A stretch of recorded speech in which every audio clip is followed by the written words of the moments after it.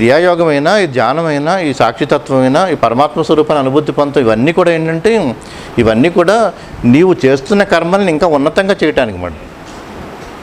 నీవు చేస్తున్న కర్మని నిత్య ఆనందంతో ఒక నిర్మలంగా అంతరంగ ప్రశాంత స్థితిలో ఉంటుంది, కర్మలు జరుగుతూ ఉంటాయి.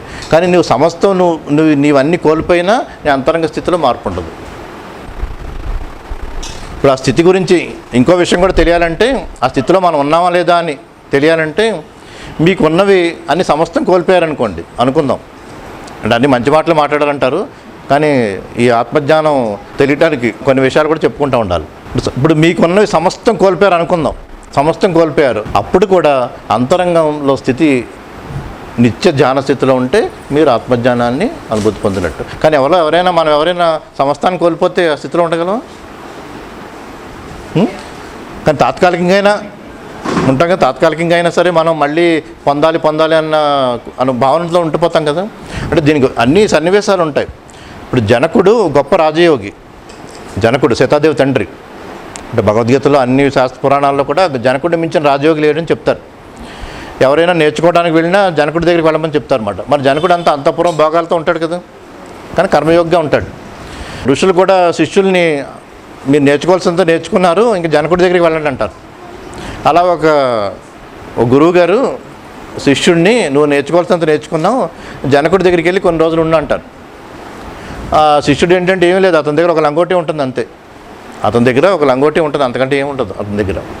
ఆ లంగోటితోనే జనకుడి దగ్గరికి అంతఃపురంలోకి వెళ్తా చూస్తాడు మరి అంతఃపురం, అంతఃపురాన్ని ఇంత రాజభోగాలతో ఉన్నప్పుడు ఇతని రాజయోగి ఏంటి, ఆయన గురువుగారు చెప్పారు కదా కొన్ని రోజులు ఉందాం అనుకుంటాడు.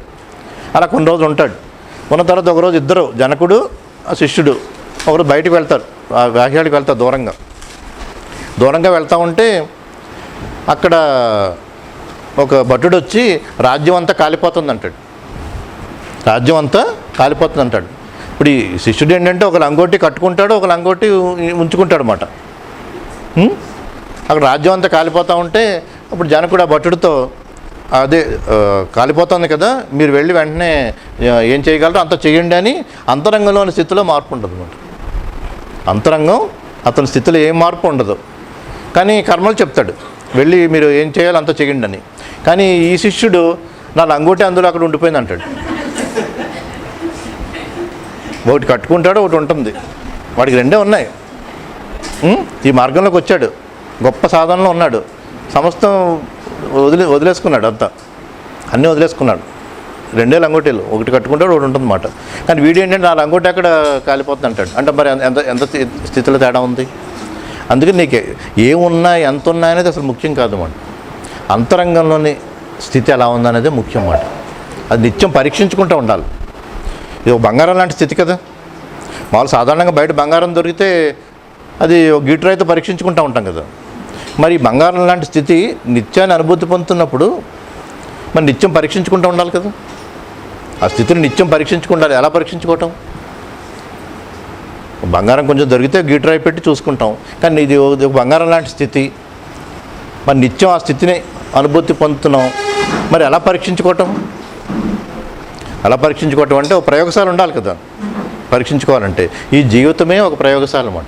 ఈ సమస్త జీవితము యోగమే. అది నిత్యం పరీక్షింపబడుతూ ఉంటుంది. అందుకని ఏ సంఘటన జరిగినా అవన్నీ మనోదేహాలతో ఈ బాహ్యంలో సంసారంలో జరిగే సంఘటనలు జరుగుతూ ఉంటాయి. కానీ ఆ స్థితిని మనం నిత్యం కోల్పోకూడదు మనం. ఆ స్థితిలో ఉన్నప్పుడు ఇంకా బాహ్య ప్రపంచంలో కోరికలన్నీ తగ్గిపోతాయి. కేవలం కర్మల ద్వారా పొందుతాం, ఉన్నదాంతో తృప్తిగా ఉంటాం మనం. కానీ కర్మలు ఉన్నతంగా జరుగుతాయి. అంటే పూర్తి సామర్థ్యంతో, ఉనికితో, స్వేచ్ఛతో జరుగుతూ ఉంటాయి మేడం. కర్మలు ఇంకా ఉన్నతంగా జరుగుతాయి. ఇంకా ఎవ్వరి మీద ఏ ద్వేషం ఉండదు, జరిగిపోయినట్టుగా. ఇప్పుడు ఈరోజు ఈ క్షణం ఎలా ఉన్నారు అంతే, ఈ వర్తమానంలో ఈ క్షణం ఎలా ఉన్నారని చూస్తాం తప్పితే గతంలో జరిగిన విషయాలేమి మన అంతరంగానేమి ప్రభావితం చేయమాట. ఎవ్వరి మీద ద్వేషం ఉండదు, దేని మీద దుఃఖం కూడా ఉండదు. ఏం జరుగుతున్నా కానీ వ్యవహారాల్లో దుఃఖం పంచుకుంటాం తప్పితే అంతరంగంలోని స్థితిలో మార్పు ఉండదు అన్నమాట.